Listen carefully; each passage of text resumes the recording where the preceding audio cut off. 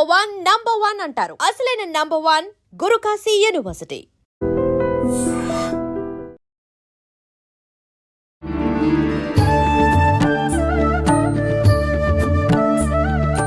నమస్కారం, welcome to I dream. ధర్మ మార్గం విత్ విజిత కార్యక్రమానికి స్వాగతం.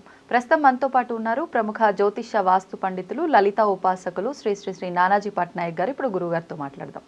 నమస్కారం గురుగారు. శ్రీమాత్రే నమః. గురుగారు, మనం ఇంతకు ముందర టాపిక్లో కూడా మహాలయ పక్షాల్లో పితృదేవతలకు సంబంధించిన కార్యక్రమాలకు సంబంధించి క్షేత్రాలకు వెళ్ళడము, అక్కడ దాన ధర్మాలు చేయటము, స్వయం పాకాలు ఇవ్వటము, ఇలాంటివన్నీ మాట్లాడుకున్నాం. అయితే కొన్ని ఇలాంటి మనం ఆచారాలు వ్యవహారాలు పాటించినప్పుడు ఆ తర్వాత ఇంకొన్ని నియమాలు పాటించాలి అంటే ప్రత్యేకించి క్షేత్రానికి వెళ్ళి ఇంటికి వచ్చే వరకు కూడా కొన్ని రకాల పనులు చేయకూడదు, ఇలా పెద్దవాళ్ళు చెప్తూ ఉంటారు. అలా మనం ఈ పితృ కార్యక్రమాలు చేసినప్పుడు అలా చేయకూడని పనులు ఏమైనా ఉన్నాయా? ఉంటే వాటి గురించి వివరించండి. ఉన్నాయమ్మా. పితృ కార్యక్రమం రేపు చేస్తున్నాం అనగా, అంటే ఉదాహరణకి ముందు రోజు ఈవినింగ్ భోజనం చేయకూడదని చెప్తారు. టిఫిన్ తినాలి, గుర్తుపెట్టుకోండి. అలాగే ముందుగా చెప్పుకోవాలి. మనం ఏం చేస్తామంటే ఒక బెల్లం ముక్క, ఆకు ఒక్క బెల్లం ముక్క, ఒక అరటిపండు పెట్టి దండం పెట్టుకుంటారు. స్వామి రేపు మేము చేస్తున్నాము ముందుగా చెప్పుకోవడం. ఇప్పుడు దీక్ష తీసుకుంటారు చూసారు, దీక్ష లేకపోతే మనకి అష్టమి నుంచి అమావాస్య సమయంలో ఈ పర్టికులర్ రోజులు కొంత ఒక సాధన చేస్తుంటారు. సో వాళ్ళు కూడా ముందు రోజు అమ్మవారికి ఎలా చెప్పుకుంటారో పితృదేవతలు చెప్పుకోవాలి. ఓకే అమ్మ రేపు నేను అంటే ఎవరికైతే చేద్దాం అనుకుంటున్నారు పితృదేవతలారా, రేపు మీకు కార్యక్రమం చేస్తున్నాను, మీరు రావాలి, మమ్మల్ని అనుగ్రహించాలని ముందుగా చెప్పాలి. అది దీక్ష తీసుకునేటప్పుడైనా పితృదేవత సంబంధించిన కార్యక్రమం చేసేటప్పుడైనా ఎవ్రీ ఇయర్ మనకి వస్తుంది, సంవత్సరానికి ఒకసారి. ఆ సమయంలో అయినా ముందు రోజు ఇలా చెప్పుకోవాలి. అది శాస్త్రం.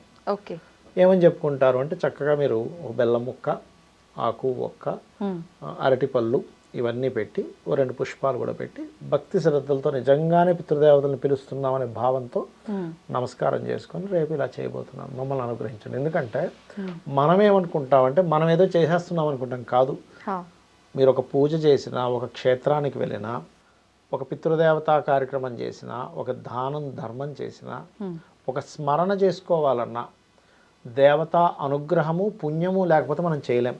అందుకే ఆదిశంకరాచార్యులు వారు చెప్తారు, అమ్మా నీకు చేతులెత్తి నమస్కరించాలంటే కూడా ఎన్నో జన్మల పుణ్యం ఉండాలి కదమ్మా అంటాడు. ఏది జస్ట్ నమస్కరించడానికే.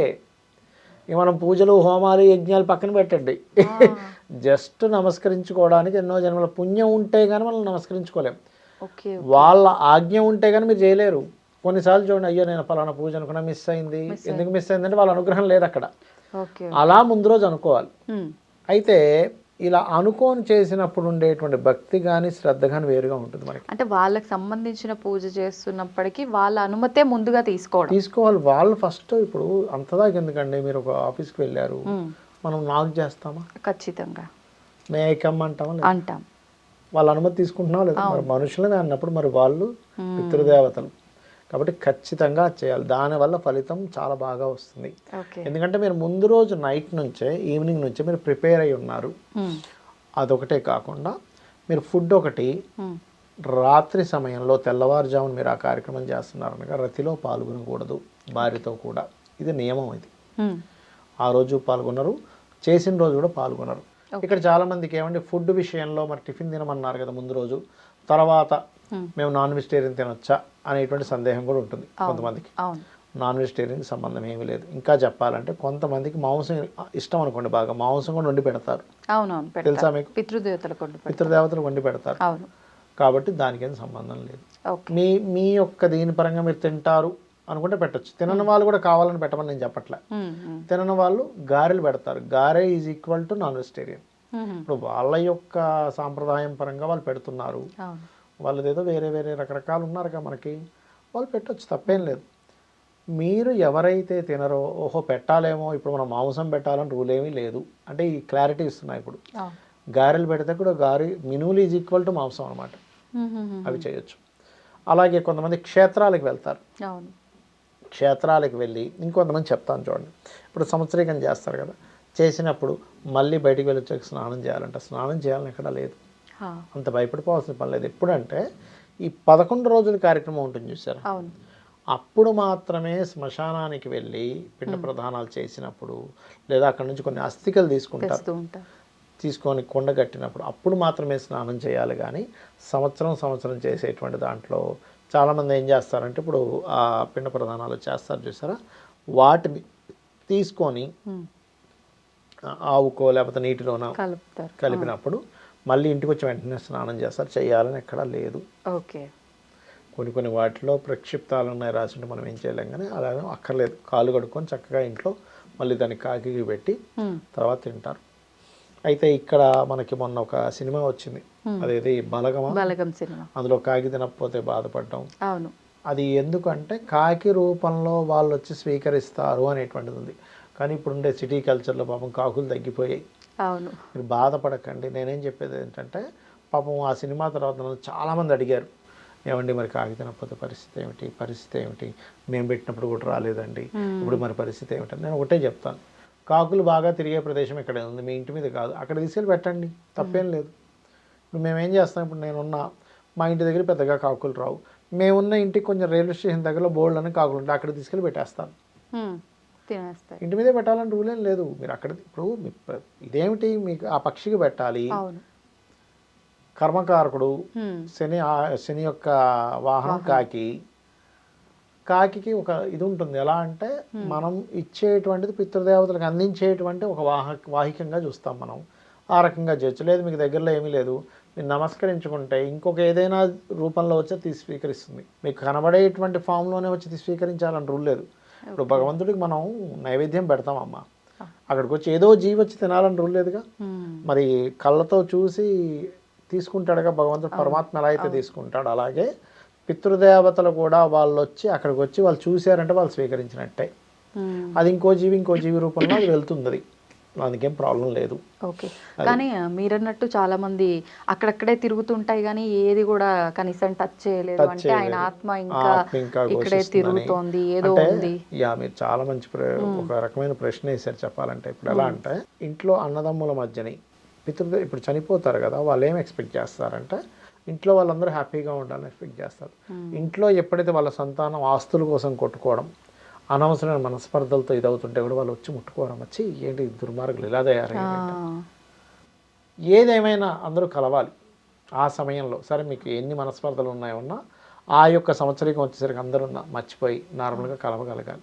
చాలామంది పంతానికి పోయి ఆ సమయంలో కూడా మేము పోయేది ఏంటి, మేము సపరేట్గా చేసుకుంటాం, మేము కావాలంటే సపరేట్గా పెట్టుకుంటాం, అక్కడ అంటారు. అది అలా చేయడం అనేటువంటి వాళ్ళకి నచ్చదు, అనవసరంగా వాళ్ళు బాధపడేలా చేస్తుంది. ఇప్పుడు తల్లి బిడ్డలందరూ కలిసి ఉండాలనుకుంటారు, విడిపోవాలనుకోదు కదా, అసలు అనుకోరు. కాబట్టి అలా అనమాట. అవి కొంచెం మనం పాటించాలి. ఈ బ్రహ్మచర్యం, యాక్చువల్లీ బ్రహ్మచారి అంటే అదేదో ఏమీ సెక్సువల్ రిలేటెడ్ చేయకుండా ఉండడం అని కాదు, అదొక అర్థం. బ్రహ్మమునందు చరించువాడు బ్రహ్మచారి. అంటే ఈ విశ్వం మొత్తం బ్రహ్మమే అనేటువంటి భావనతో, ఇది మొత్తం ఈశ్వర స్వరూపం అనే భావంతో మైండ్ ఉన్నవాడు బ్రహ్మచారి అని అర్థం. కానీ ప్రతి ఒక్కరు అక్కడికే కనెక్ట్ చేసుకుంటారు. కానీ విశ్వాన్ని మొత్తం బ్రహ్మమునందు చరించేవాడు బ్రహ్మచారి. అంటే ప్రతిదీ చూసిన ప్రతిదీ కూడా ఈశ్వర అనుగ్రహం, ఎంత చక్కటి పువ్వులు వచ్చాయి, ఆ పుష్పాలకి ఎంత భాగ్యం, స్వామివారి పాదాలు చేరుకున్నాయి. అసలు ఇంత ఫ్లైట్ ఇంతమందిని తీసుకెళ్తుందంటే ఆ శక్తి స్వరూపిణి లోపల, ఆ శక్తి రూపంలో ఉన్నది ఎవరు అంటే మీకు ప్రతిదీ కూడా ఆ బ్రహ్మముతో ముడిపెట్టుకునేవాడు. అది బ్రహ్మచారి అర్థం అనమాట. ఇప్పుడు కాదండి, మన దగ్గర అయితే ఇప్పుడు ఇన్ని కార్యక్రమాలు చేస్తున్నాం, ప్రత్యేకించి దేవతలకు సంబంధించి కొన్ని రోజులు ఎలా ఉన్నాయో పితృదేవతలకు సంబంధించి కొన్ని రోజులు ఉన్నాయి. అవి గనక మనం చేయకుండా విస్మరించినట్లయితే మనకు వంశాభివృద్ధి జరగదు. ఇలాంటివన్నీ కూడా ఒక సెంటిమెంట్గా మనం భావించి ఆచరిస్తూ ఉన్నాం. ఎగ్జాక్ట్లీ. అంటే ఇది నమ్ముతున్నాం కాబట్టి నిజమే అనిపిస్తోంది. మరి విదేశాల్లో ఉన్న వాళ్ళు ఇవన్నీ ఏమీ ఆచరించరు. అట్లా అని వాళ్ళకి సంతానం కలగట్లేదా, వాళ్ళు వృద్ధిలోకి రావట్లేదా, పెళ్ళిళ్ళు కావట్లేదా, అదంతా చూసుకుంటే ఇదంతా ట్రాష్ ఏమో అనిపిస్తుంది కదా. ఏం చెప్తారు? చాలా మంచి ప్రశ్న వేశారు. ఇక్కడ నేను మీకు ఒక విషయం చెప్తాను. మనకి ప్రతి వ్యక్తికి కూడా వాళ్ళు జీవితంలో ఒక వివాహం అవుతుందన్నా, పిల్లలు పుడుతున్నారన్నా, లేకపోతే వాళ్ళు అభివృద్ధి చెందుతున్నారన్నా 2-3 విషయాల ద్వారా జరుగుతుంది. ఒకటి వాళ్ళ పూర్వజన్మ కర్మ, రెండవది వాళ్ళు కొన్ని ధర్మాలకు కట్టుబడి ఉండడం. ధర్మాధ్యక్ష, ధనాధ్యక్ష, ధనధాన్య వివర్ధిని అన్నారు. అంటే ధర్మానికి అధ్యక్షురాలు అమ్మవారు అంటే ఇప్పుడు మీరు ఉన్నారు ఎగ్జాంపుల్ ఈ ఐ డ్రీమ్ ఉంది ఈ ఛానల్లో టీమ్ లీడర్ ఎవరో ఒకరు ఉంటారు. ఎవరెవరైతే బాగా పెర్ఫామ్ చేస్తున్నారో వాళ్ళందరినీ అరే బాగా పెర్ఫామ్ చేస్తున్నారండి అని వాళ్ళకి పెర్ఫామ్ చేయకపోతే వాళ్ళ మీద ఒక మాట అనొచ్చు, లేకపోతే మీకు జీతం కట్ చేస్తాను ఏదైనా అనొచ్చు. ధర్మానికి అధ్యక్షురాలు అమ్మవారు అన్నప్పుడు ధర్మం ఎవరైతే పాటిస్తారో వాడి ధర్మాలు కొన్ని ఉంటాయి. పక్కవాడికి భోజనం పెట్టచ్చు, లేకపోతే వాడు చేసేటువంటి వృత్తిలో పర్ఫెక్ట్గా ఉండొచ్చు. ఇలాంటివన్నీ చేసే వాళ్ళని కూడా భగవత్ అనుగ్రహంతో ఆ ధర్మానికి అధ్యక్షురాలు ఎవరైతే ఉన్నారో అమ్మవారు కూడా కాపాడుతూ ఉంటుంది.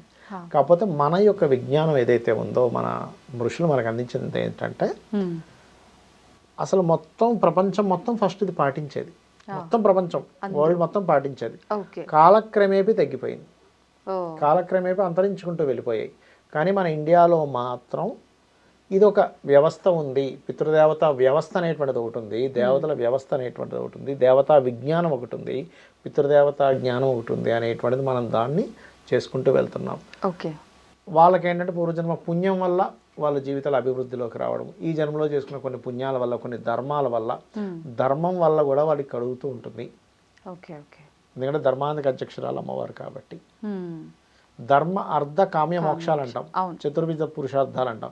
మరి వన్ ఆఫ్ ద పురుషార్థం కదా అది, దానివల్ల కూడా అవుతుంది. కాకపోతే ఇది అడిషనల్గా తెలుసుకోవడం వల్ల ఇప్పుడు మీరు అనొచ్చు ఏమంటే యోగా చేయని వాడు బతకట్లేదా అంటే యోగా చేసుకుంటే ఇంకా బాగా బతుకుతావు. ఏమంటే ఈ జిమ్కి వెళ్ళినవాడు బతకట్లేదా అంటే జిమ్కి వెళ్ళినవాడు బతుకుతున్నాడు, జిమ్కి వెళ్ళేవాడు బతుకుతున్నాడు, వీడు ఫిట్నెస్గా బతుకుతున్నాడు.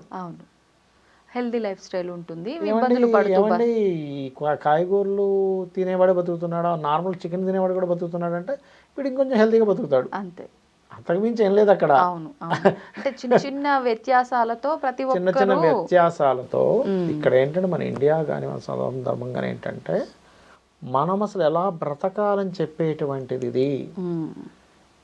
నువ్వు ఎందుకు పుట్టావు, నీ లైఫ్ స్టైల్ ఏంటి, ఆధ్యాత్మికం సాంప్రదాయాలు శాస్త్రము కలిపి ఉన్నటువంటి లైఫ్ స్టైల్ మనది, అవేమీ లేనటువంటి లైఫ్ స్టైల్స్ విదేశాలు.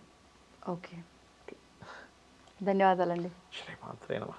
And for more videos, Please subscribe to iDream. Please subscribe to iDream. Please subscribe iDream. And please subscribe to iDream. For more videos, subscribe to iDream. please like, share and subscribe to the channel. Congratulations, iDream. Subscribe to iDream. Subscribe to iDream. So subscribe to iDream Media. iDream ki iDream team అందరికి huge congratulations. Please subscribe iDream Media. Please subscribe to iDream. Subscribe iDream. Please subscribe to iDream. iDream అంటే నా కళల channel subscribe చేసుకున్నారు, నోరు తిరుగుతలేదు, మీరైతే గంట గుర్తు కొట్టండి. For more such videos, please subscribe to iDream. Subscribe to iDream. Please subscribe to iDream. Please subscribe iDream Media. Please do subscribe to iDream. Please subscribe to iDream Media. For best entertainment and information, please subscribe iDream. And don't forget to subscribe to iDream.